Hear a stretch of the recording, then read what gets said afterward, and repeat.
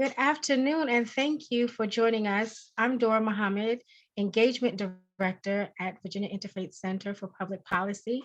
And this afternoon's workshop is on our chapter and campus organizing. And I'm so very happy to have with me, I will not be saying much. I have two people that really encompass the approach, if you will, some of the key fundamentals to how I hope to deepen engagement of our advocates throughout this year. So joining me is Troy Jackson. He's State Strategies Director for Faith in Action, which has been a partner of ours since 2019, funding our civic engagement work. And the core model that we've implemented that they use across the country is relational organizing. And so I wanted to drill down on that. We are going to have some deeper training this year. So I kind of just, again, wanted to introduce it to people so that you all know, but we definitely want to have this training available for liaisons, chapter leadership team members, and key activists who really want to do sort of grounding our grassroots work. Part of that is really engaging youth, what we call next, I forgot what we call it, like next leadership, like it's that generational one, we want to bridge the generational gap, but two, there's so much organizing that's done on campus and led by youth. There's not one single movement in this world that has not been led by youth. And so it's very important for me in my role to engage youth, to have them become part of our chapter leadership teams, to really become a part of mobilizing congregations and just actually organizing on campus. And so joining with me is actually one of our board members. So happy she's a board member, but I've been looking to engage. I told her to engage with her because she's just a phenomenal leader in actually empowering youth in their leadership on campus, which is what's key.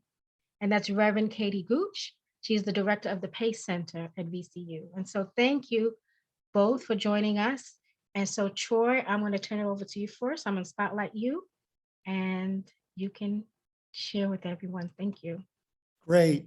Well, thanks, Dora, for having me. And I'm hoping I can share my screen. I just want to walk you through, and then I don't know if we can do some Q&A after this, Dora, but I just want to walk you through kind of the idea of relational organizing. And I don't know in the chat, I see there's a few people here before I share my screen. How many of you in the last, let's say 2020, does anybody remember 2020? Yes. Got a phone call or a text message from someone you did not know asking you to vote for a particular issue or candidate? How many of you got those? Just indicate in the chat. Yep. I'm seeing a few yeses. I think I got multiple per day, particularly as the election got closer. And how effective was that outreach for you all? Reverend Gooch, you're here and I can see you. How effective were those outreaches over time? Not very. Not very. Yeah. So Ann said, not necessary for me. I'd already voted or I knew what I was going to do, right? So the idea began to emerge several years ago, which, by the way, is not an earth-shattering idea, that actually the people who most want to hear from us, if we're going to volunteer and support an issue or candidate or whatever it may be, are people we know. This, by the way, is probably how a lot of voter contact happened 100 years ago. It was talk to your friends and family, folks at your church, folks at the community center, folks at the school. So that's really the simple idea of relational organizing. I'm going to pull up just a few slides. Can you all see that? Dora, does that work? So I just want to talk a little bit about why relational organizing, mindset shifts, and redefining what a win is, why it works, and how to do it. So basically, a lot of voter work, and I have lived in Ohio for almost 30 years. We used to be a swing state. Virginia kind of is a swing state, maybe used to be one. I think it still kind of is.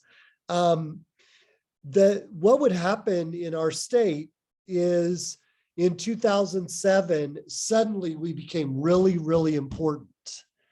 And then the day after the election in 2008, or 2011, we became important. The day after the election, 2012, or go back to 2003, we were really important. The day after the election in 2004, it's tumbleweeds. Because a lot of how voting work has been done is extractive. Let's see what we can get out of that for our candidate or our cause. The focus has largely been white swing voters in the suburbs. That's been the focus of a lot of voter engagement. So when you get a list, if anybody's ever volunteered for a campaign and got in there, and there's a magic list of people to contact that appears. It's based on propensity, which largely targets white women voters who matter, but often get contacted way more than a Black resident in an urban area or an immigrant who is now a citizen in the near suburbs of Cincinnati, where I live. The focus is largely marketing. So think about all the mailers you get. And often the content is jump on board with and not all candidates are mediocre, but let's be honest, a lot are mediocre candidates and policies. So we're responding to someone else's agenda. And the vehicle is often vendors and consultants, who, by the way, are often white. So let's go to what we want it to be, which we think relational organizing can do, is to focus more investing in people and relationships. Focus is people we know, including Black, Indigenous, and people of color and young voters. So we're naturally reaching out to people that often get skipped over by campaigns and political parties. The tactic, instead of mass marketing, is relational organizing, which I'll talk about for a minute. The content of that relational organizing is no longer being defined by a campaign or a party. It's being defined by Virginia Interfaith. It's being defined by the people. What do you care about? That's what you get to talk to your friends and families. What are the solutions you want, whether that's for Virginia or for this nation or for Richmond or Virginia Beach or wherever it may be. And really the vehicle becomes an independent power organization, which Virginia Interfaith is emerging as a power organization to channel the power of faith voices in the state. So you're building up your power through this effort. So relational organizing is really growing momentum and power for real change through developing leaders. Because one of the things you do with relational organizing is you're challenging people. You're inviting them to make a list. Who are the friends and family, folks at your church you want to reach out to? You test them to see if they're able to do that. Are they willing to follow through? You support them. Suddenly you find out who's got the energy, who's got the follow through, who can we be investing in as leaders in our congregations and in our organization. You're building and leveraging relationships that already exist, and you're campaigning for actual change that you care about. And that's the thing. Again, the scripts, the conversations that Virginia Interfaith can have through relational organizing is not being borrowed from somebody's campaign. It's your script. It's your values that drive it. Just again, I'm hitting this with different ways. With relational organizing, data is secondary to relationship. It's not data as primary. And over the last 20 years, data matters, but sometimes the data becomes so important that people get lost. So data is secondary here. Again, leadership development rather than list building, relational rather than transactional, a reorientation to our politics, what we really care about, rather than a tactic to maximize somebody else's agenda, building power to win change versus solely focused on voter turnout. That's the thing. If you're in a text conversation with a friend or family member or a phone call conversation, you can talk about what do we need in the long term. It's not just about you showing up and voting on election day. It's about what are we doing together to change Virginia or to change the station. It's really about distrust. And I would say a lot of how we do politics is really, it sows seeds of distrust. And I think we're reaping some of those seeds right now. Why it works. In 2016, we did some tests. And what was discovered is relational organizing programs had a 5-fold impact on turnout compared to standard programs. Think about it, 5 more times likely for that outreach to actually pay dividends to somebody making a plan to vote and do it based on values that you care about, rather than just a random somebody using Hustle, which is a text program, to reach out to 1,000 people in a day, not even knowing the names of who they're talking to. This is so much more effective. And then another example of why it works. So traditionally, you get a few people together and they volunteer, and over time, you get a few more people involved, maybe as volunteers, but it's not aggregating. One of the opportunities with relational organizing is when someone says, yeah, I plan to vote, and yeah, I want to vote on these values, it sets up the chance, hey, would you want to make your own list? So what begins to happen is this snowflake idea, where if you look at it, the big peak of traditional is instead of having 2 people on a day, you've got 8 on election day, where here you can have lots of movement around, again, values that you care about, lots of people active, constantly inviting people to step into this program. And here's an example. Contact, by the way, of why this is so important. Contact rates are lower than ever. If you called somebody back in 2008, there was a 27% chance you might be able to talk to them. And this is from the source of civic analysis. By 2016, it was 2%. And that's probably only gone down, right? Now, and I don't think this was true in 2016. I don't even think it was true in 2020. Do you get on, I know with my provider, it says potential spam when a number calls me. That's new. So trust me, if you're calling just random people on their cell phone, it's going to say potential spam. And door knocking is becoming less effective. It's more effective than doors, than phone, but still 35% to 8%. So we've got to do things differently. So there's 3 steps to success on this. One is relational organizing is about recruiting volunteers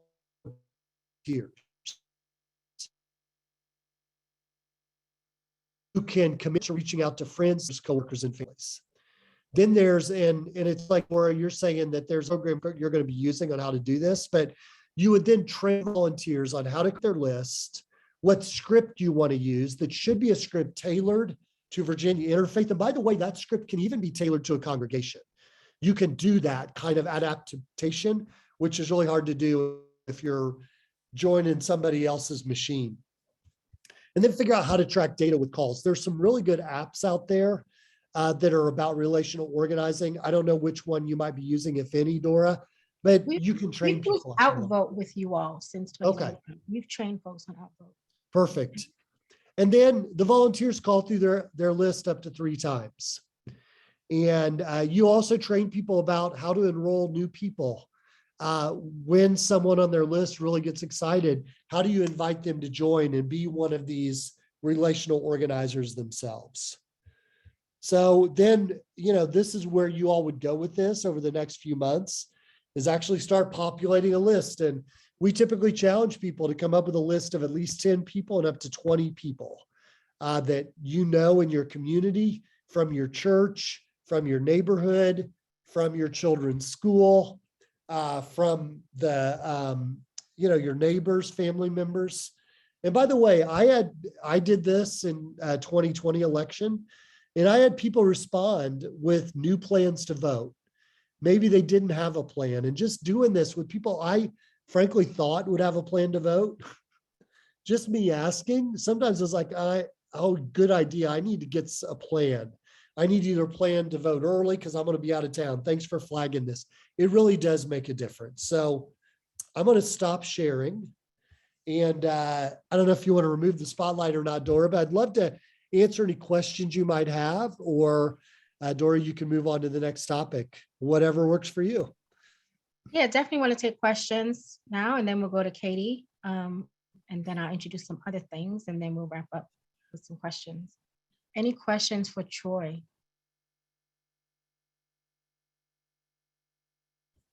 So I do. I have like a informational kind of to just unpack this a little bit and break it open for folks. I love the graph that, let me put me in so the people will be like, where is she at? Add me in. So it's like a conversation. Okay. So I love the graph that you had showing the difference between mobilizing and organizing. Yep. Because and there's the third term that I generally use is galvanizing.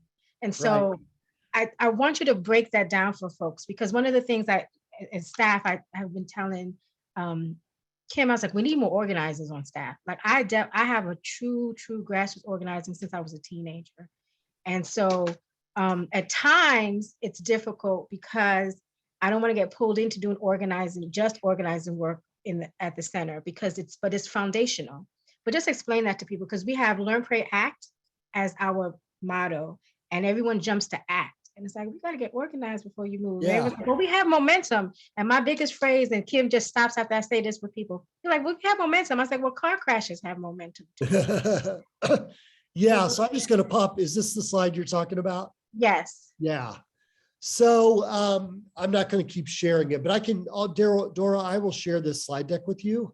So you can share it with all the participants later, and you have it recorded too. But here's like one fundamental aha I had is, and I've been doing organizing for about 15 years now.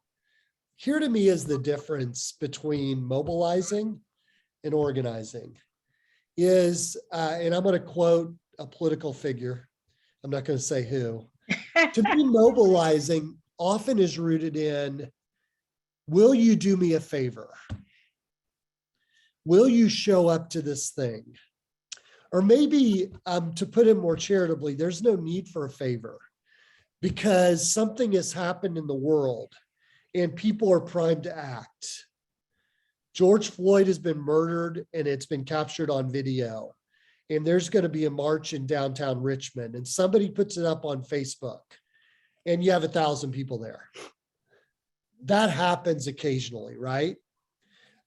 Mobilizing, though, as a practice is more about, will you do this thing for me? To me, what's different with organizing is it takes the time to actually know the person. And fundamental to that is one-to-one conversations. And to me, there's no shortcut for that. To me, the fundamental of organizing is, one of my mentors in this work said, it's about volume and ordering of relationships is the very first thing. Volume means, and volume may look different if you're a professional organizer versus a pastor versus a lay person in a congregation. But for me as an organizer, that meant I was having like 15 cups of coffee a week, and I still have major caffeine addiction issues. But the bottom line is I was hungry to meet people. And it wasn't like all those 15 people were new. There were repeat people, the leaders I was really developing and discipling, if you will, or inviting into this work at a deeper level. So there were folks I met with monthly, but there were like 5 to 8 people every week that were new people I was meeting with. I think about and I pastored a church for 19 years. I think about maybe not that volume, but when I was really hitting my stride, and Reverend Gooch, you may, I don't know if you're pastoring a church now, it doesn't sound like it, but maybe in your ministry, if you're working on a campus, you're doing a lot of one-to-one meetings with people, right? A lot of cups of coffee. And I think for lay people, can you do 2 or 3 conversations a week before church, after church, an evening, have coffee with someone before work, before school? And the fundamental of a one-to-one is not trying to recruit somebody to do what Virginia Interfaith wants them to do, or what Troy Jackson wants them to do, or Dora Muhammad wants them to do, or Reverend Gooch wants them to do. The real idea of organizing, well, wine and beer is also grand. So please, good question, Ann. But what we're really trying to get at is listening to someone to try to get in touch with what are their values? What do they care about most and why? What is their interest? What is their passion? What is their calling? Yep. And then I always think about organizing as an invitation and or a challenge to another person to live out their values more fully in the public arena. Yes. So I'm inviting people as an organizer to step into who God has called and created them to be. And that's fun. It Recruiting is. somebody to do me a favor is exhausting. It's extractive. It's a flash in the pan, and it doesn't do the deep soul work that's going to add up over time. So that's my quick, or maybe not so quick. It's probably a filibuster. I love it. But yeah. No, I Yeah. absolutely love it. Like that literally is the foundation of what I do here at the Yeah. center, and where I've shifted things sort of, if you will. Like it was really that sort of the let's move and do. And I was like, no. So literally that is a practice that I've had, the one-on-ones with a Yep. clergy leader that just gets established and says, we want to establish and we have a liaison. I said, well, let me meet with your pastor to find out what their vision is for their Yep. congregation, for their community, Yeah. and how can we help and build that relationship. And so that's core. If y'all listening, that is core work that we're going to be doing here. So I just really wanted to dive deeper into that principle. One thing you. I would just say too, for the clergy people, because I know there are a lot of clergy on the board and active, if you think about when I struggled the most as a pastor was when I was trying to fill volunteer shifts. Like, we have a really big need. Would you please, please, please? Versus when I was really listening and getting into touch with what someone cares about. And then thinking about where is a place that fits their gift and passion where they can serve in the church. And I think it's similar when we think about this work in the public arena that Virginia Faith is leading out in. It is, because we have a broad platform. Yep. And so the expectation is never that any of the liaisons, I say, they know when I've met with them, the expectation is never, we want your congregation to be involved in everything that we do. Talk to me about what you all work around. What's your value? What is your foundation? And let's connect there so that we can, people move themselves in these spaces because it is themselves. So thank you thank you. So I want to bring on Katie. And so she's going to, this is so very special. Again, me coming on as a, into this space as a youth organizer and a youth activist, just the work that you do with campus ministries is so important. So definitely for people who aren't familiar with the PACE Center, just sort of tell us what that is and sort of the formation of campus ministries in that, and then your role, and then go ahead. Sure.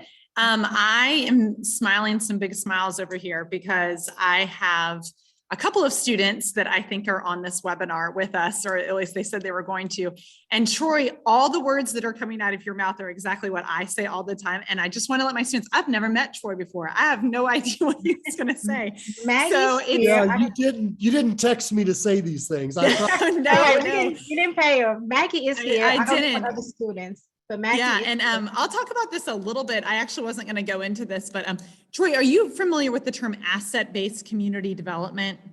Okay, so ABCD, asset-based community development, that is the methodology that we use in almost to a T, and how just talking about doing that in a faith space, but also advocacy space, but also community building space.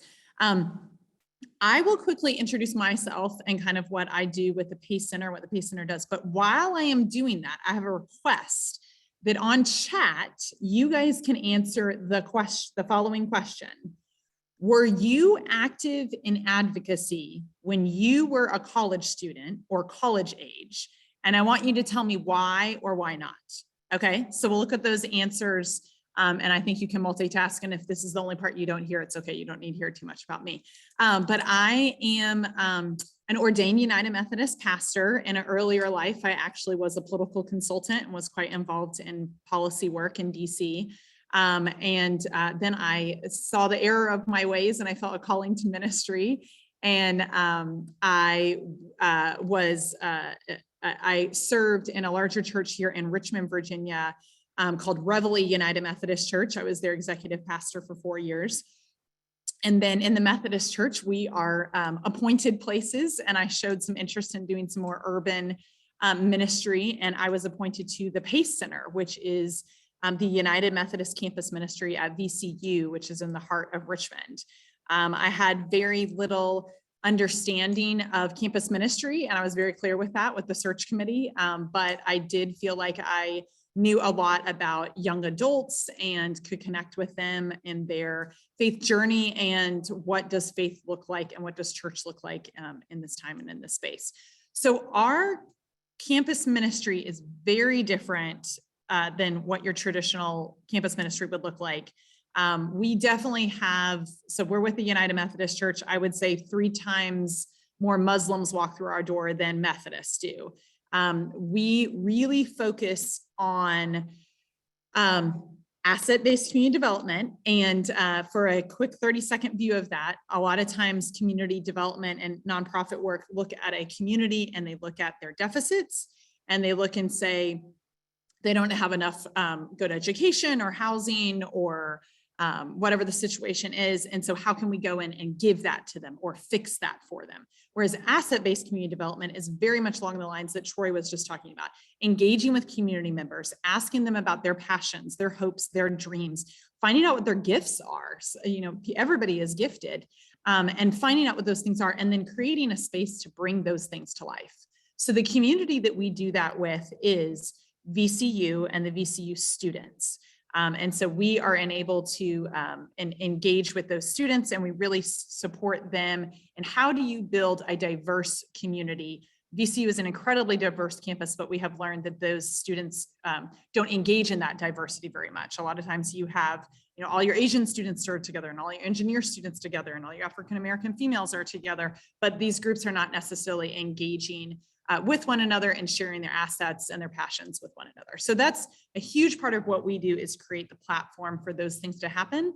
And we do it through very similar what Troy was talking about, through leadership development. So we develop our students through a fellowship program. We have about, it's kind of a pyramid scheme, I've been told by one of our board members, where we have about 20 fellows who are committed to us anywhere between 6 hours to 20 hours a week. And we do very intensive leadership training with them. And I'll talk about that in a second. And they inevitably work with about 30 or 40 other leaders who want to show their gifts and their passions. And then since last semester, or just last semester, 1,000 students walked through our doors, engaging in all these community events like community meals or open mic nights, or, you know, lots of different opportunities to serve in food pantries. That 1,000 students were able to do that because we focused on those 20 leaders that kind of did that snowball effect that Troy was talking about. So let's look at, that's my very long introduction that I was hoping wasn't so long, but here are some answers. So we've got, there's lots of things in the chat. Okay, so we have that Deborah went to school during the civil rights movement and she joined to advocate for social justice and civil rights. Ann Murphy joined, and because she's old, she was in college during the 60s, an amazing time for advocacy in the civil rights. So we have some consistency here. Maggie says in some capacity, she's a social work student and she's with the Pace Center. She did a lot of work getting accessible transportation for communities surrounding the university, and we participate a lot in advocacy work surrounding racism on our campus. Let's see, Kelly was not active in advocacy during college, mostly because she wasn't aware of how to get involved and not aware of the weight of public policy and did not value her voice in the democracy process. So yeah, and Maggie said that some of her work was required. And Kate said that she became an advocate for justice and more politically minded during college, thanks to campus speakers, friends with different experiences, campus ministry, and the chance to travel and observe other countries. And 9/11 happened in the middle of her college time while she was studying abroad. And that was my second week of school, was 9/11. So I understand your experience, Kate. So I thought that was important for us to be grounded in this conversation of in the 1960s was a long time ago, right? And there were a lot of differences there than there are now. And so I'm going to talk about 3 hurdles that I personally have seen college students face in regards to empowering them to advocate for themselves. Again, my experience is being on VCU's campus in the heart of Richmond. And so I am speaking from that experience. I'm also saying some very broad generalizations about college students, and it's not true for all of them.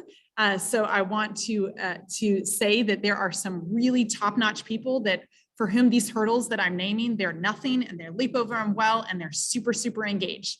So I want to acknowledge those people, and you guys probably know some of those college students. But what I'm talking about is the larger mass of students and some hurdles that are really preventing them, and some ways that we can address those hurdles. So the first hurdle is that most college students don't understand how the government works, and they don't believe that it can work. It is a whole other world to them. This notion that there is state senate and state, delegates, and that how they're elected and how that's different than the national senate, and that they meet in January and they all come together and they look at bills. It is very, very foreign to college students. And in fact, I think it is fair to say this last election that we had in Virginia, I didn't hear a single college student. And again, we had over 1,000 come through our doors in this semester. So we have hundreds here every week. I did not hear a single college student speak about that election until after the election happened. Not a single one. So keep in mind that it is a very foreign experience to them. But here is how I think, helped to get some students over those hurdles. And that is by sharing my personal experience and giving them insight into how it can work. So a perfect example is Day for All People. Unfortunately, I was only able to invite a handful of college students because it's their first week of school. And so it doesn't line up so well for them this week, but we're inviting them. I've been working with VICPP on a college day of advocacy, right? And exposing those students to those snippets, letting them see. I just had a legislative visit with Delegate Bourne, and I had 2 social work interns that were on the call.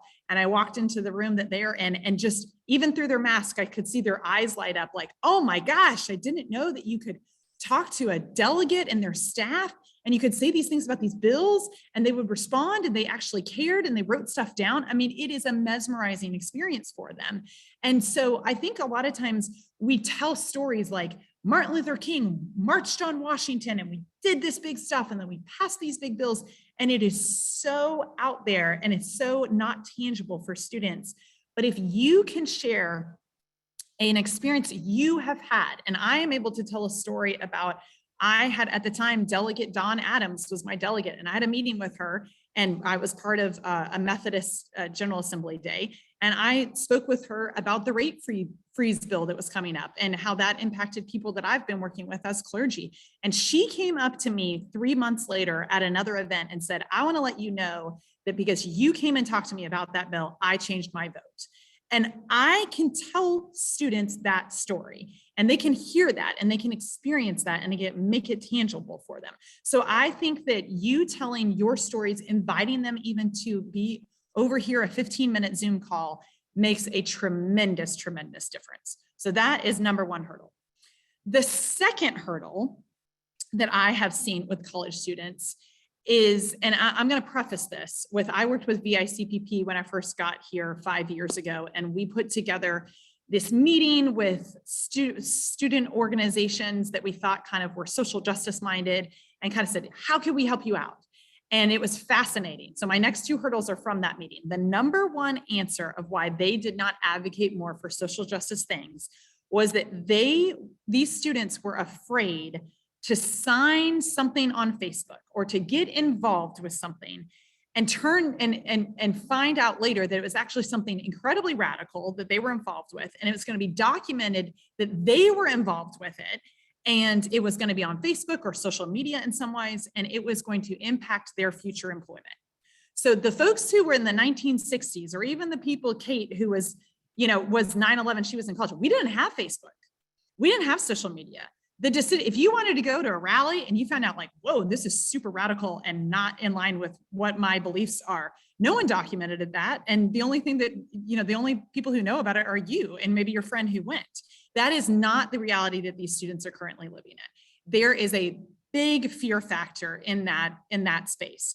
And so instead of, and I will say, I get calls all the time from groups that want our students to be their foot soldiers. They want our students to have, this group has the thing that they want to advocate for, and they think, well, college students will love to do this, and let's get them to do it, and let's just, get them involved. Our college students don't want to do it because they don't know anything about it. And they are so deathly afraid of signing on to something that's going to ruin their reputation or ruin, what people think of them for the rest of their lives, because we've seen it all over social media, the way that people do that. So I'm going to just take a side note and say that there's a man named James Fowler, and he has something called the faith development theory. And the theory behind that is that there's two kinds of faiths that you have. The first is your borrowed faith. It's the faith that you have as a child. And when you talk about that faith, when you're in that borrowed faith state, you use other people's words, right? And it's what your parents said, it's what your pastor said, so that's what you say.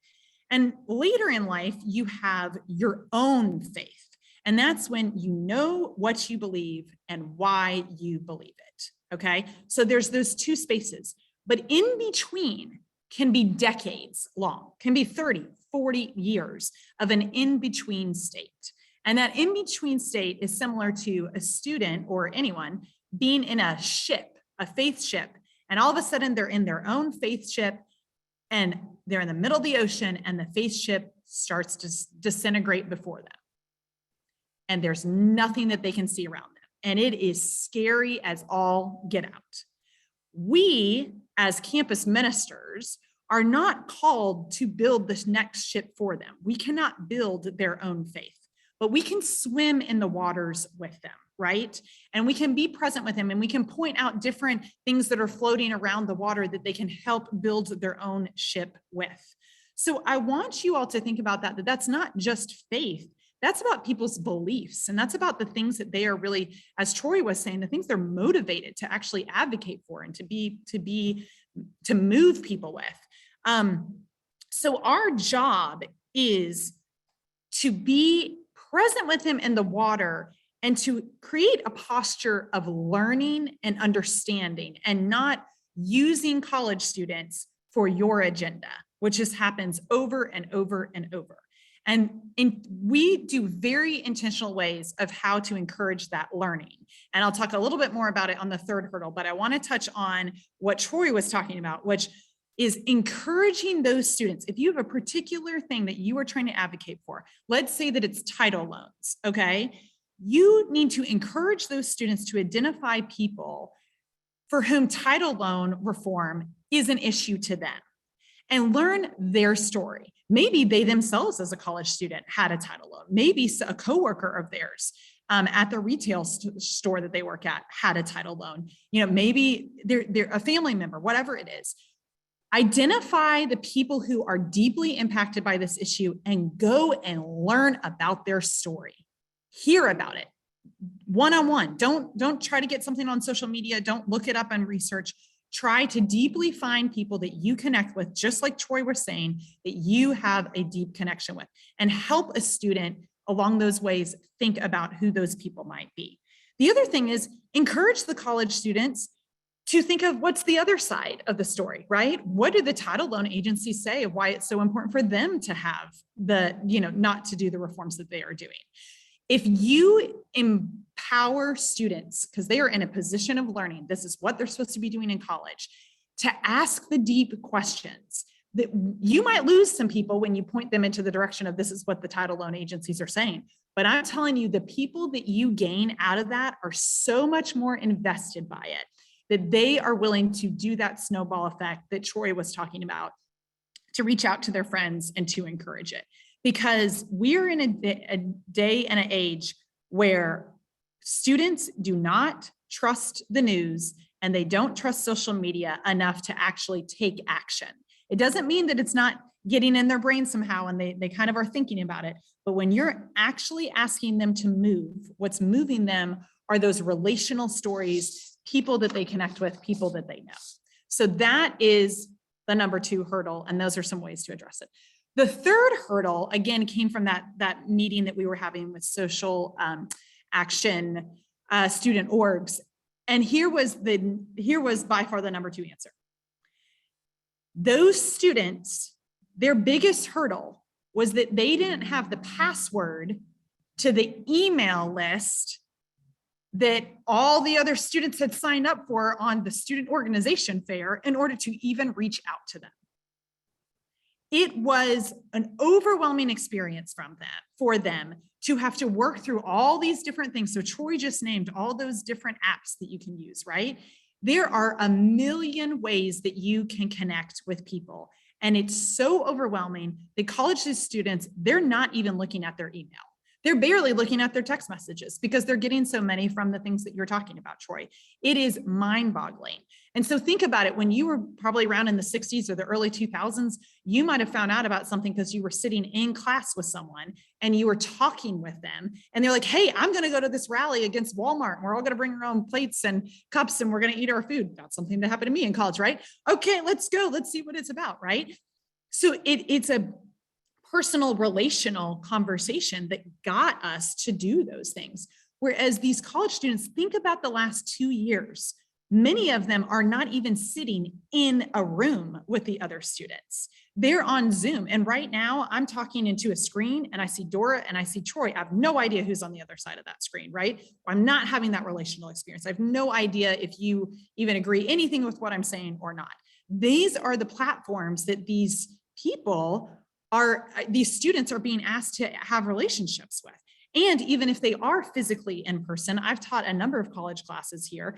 And when you walk through the door, you'll have 50 people there and maybe 2 are talking to each other, but most of them are on their phones, looking at social media or whatever it is that they're doing. So there is a huge lack of connection, and they are completely overwhelmed by all these different ways to connect.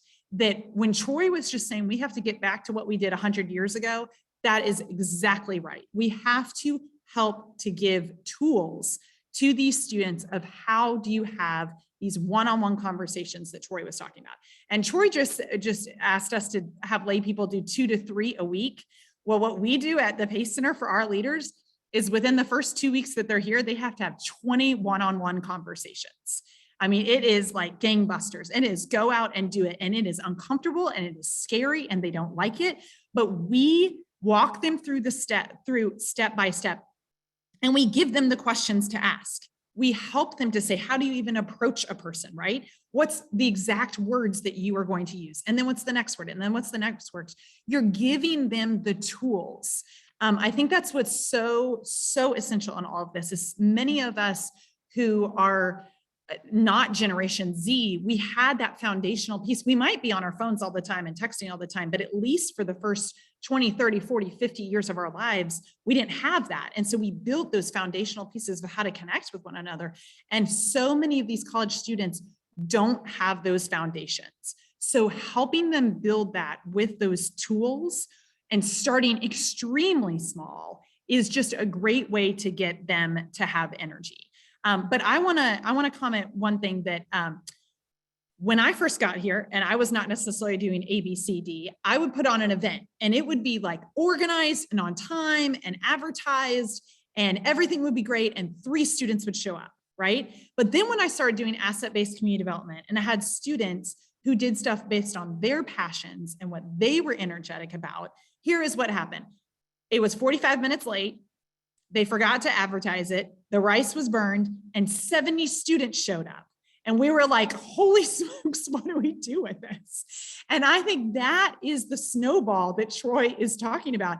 And the thing is, you're not going to have control, right? Troy just said, they're not going to read from your script. They're going to read from their script, right? So you have to have faith that what you're advocating for is something that is valid and that people, if they have the opportunity to relate with other people and to connect with other people, that they too will hop on board and their advocacy will look different, but it will be all towards the good, if that makes sense. So those are kind of the 3 hurdles that I have seen. Those are different ways that I have addressed them. But I hate that I just talked about hurdles because we really focus on assets here.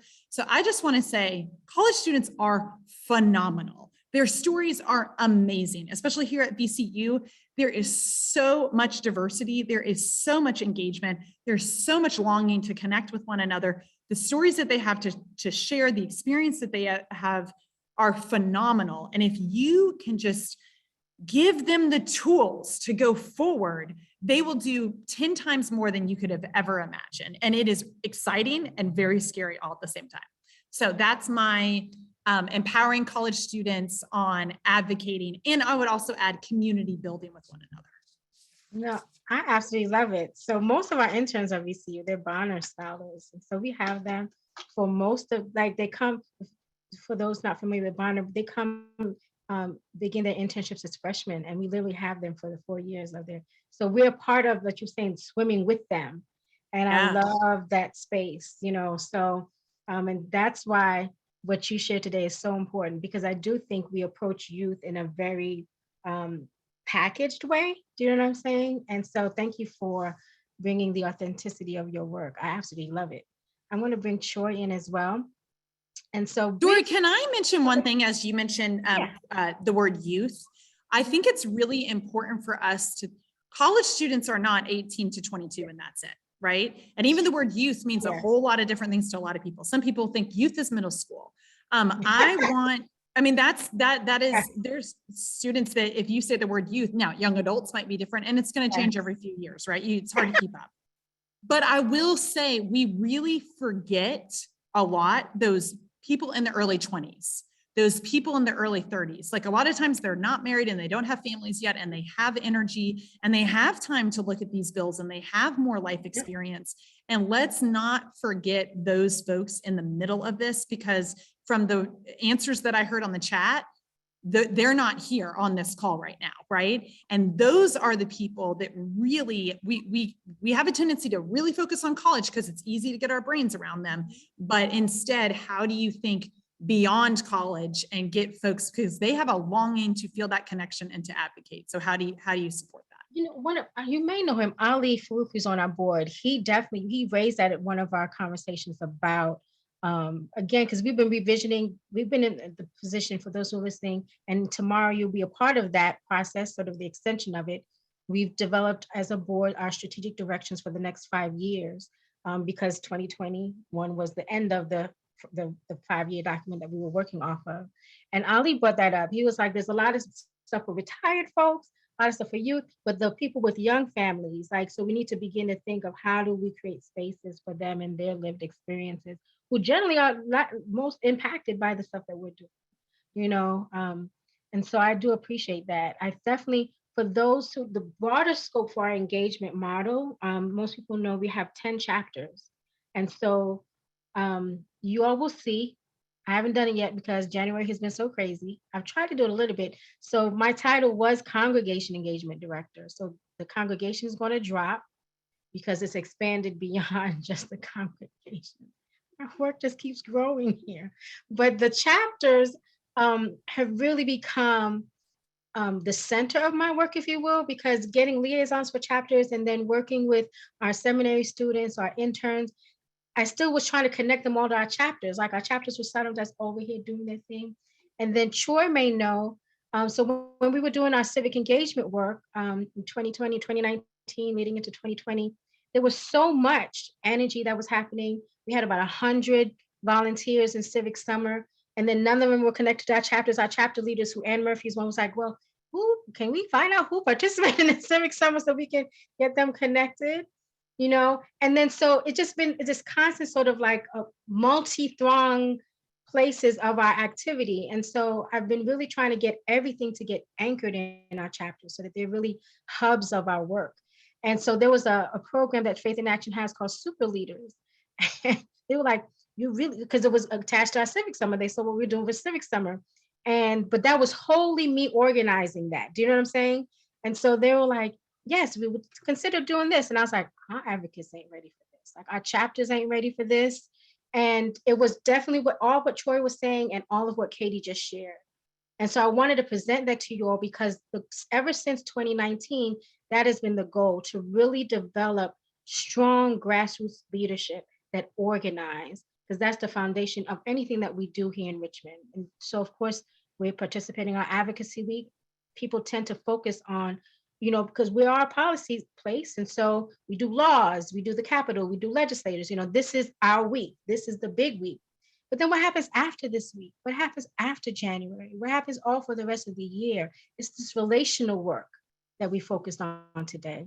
So I really wanted folks to, if you have any last minute questions while we wrap up, but thank you both, Katie and Troy, because you, again, you really open up this space that we're truly going to dive into in 2022, folks. So I hope you got your swim gear on, your flippers, your noodles, whatever, your flotation devices, your scuba diving equipment, because we're going to go deep into this work. It is my heart. I love this work. So I will be just the engagement director so that all of this can be encompassed. And we are actually looking for an organizer for campuses to be a staff that will be a part of my team. Again, because this is just so critical to really sustaining and growing and expanding the base and understanding power and change. And so thank you both for making that so very clear. Any feedback in the chat? Did you enjoy this workshop?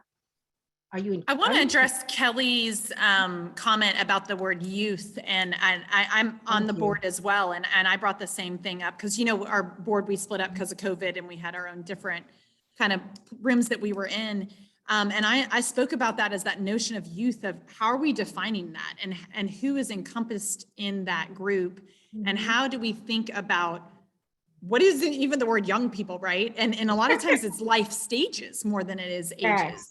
And I think it was something like 10 years ago, for the first time in the United States, there were more people between the age of 35 and 18 that weren't married and didn't have kids than there were people who were married and didn't have kids. That's never existed before. And that is a major shift that has happened. And so how do we, as a group with VICPP, think about these life stages of people who are longing for connection? And by the way, most of them are not members of congregations, and they're not atheists, right? And many of them are agnostic, or they're searching, or they're seeking, or maybe they are closeted Christians, which is what many of us call them here at VCU. They call themselves because they don't want to be associated with these other Christians. But how do we have these spaces of meaning making? And I love what Troy talked about. Like, yes, I want you to have a plan for voting. Let's talk about that. But then let's talk about what are we going to do to continue the change going, right? Yes. And that's the gathering, that's the meals, that's the eating with each other, that's the meaning making, so that we feel like we're connected with one another and we can do something together, empowering with one another. And that's the relational piece, right? That's the only way you're going to find out these stories that we're talking about of people who are different than us, because I've never done a title loan before. And so if I'm only in my group of people, I'm probably not going to hear about it, right? But how do you do those relational pieces? And I think that extends well beyond the middle school, high school, college age, but it extends to all of us. But I think what's the really ripe space for that is the life stage of, I'm not in college yet, and I'm not wrestling around with a million small children like Katie am. And I have the space and the time, and I'm longing for a relationship, because those gathering spaces don't exist like they used to, especially COVID, but even pre-COVID, that third space that a lot of times we talk about, they don't exist. And for right now, congregations, it's just not the answer for a lot of them, for a lot of reasons that we can't control. It's just too beyond our thing. So, yeah. So I'll read the comment here. Troy, I want to have you have the last word. We have a few minutes. There is a 1:30 workshop starting on this Zoom account, so I don't want us to get kicked out. But go ahead. He actually was talking about your colleague, Richard Morales. Yeah. Rich is our political director at Faith in Action. And I've been talking with Kim, and we're working on ways to more formally partner with Virginia Interfaith in 2022 and beyond. So it's great to be invited, and looking forward to more chances to connect with you all in the future. Thank you. Thank you all for joining us. And this recording will be available on the site for future reference. It's the first of many. Have a wonderful afternoon. Thank you. Thank you.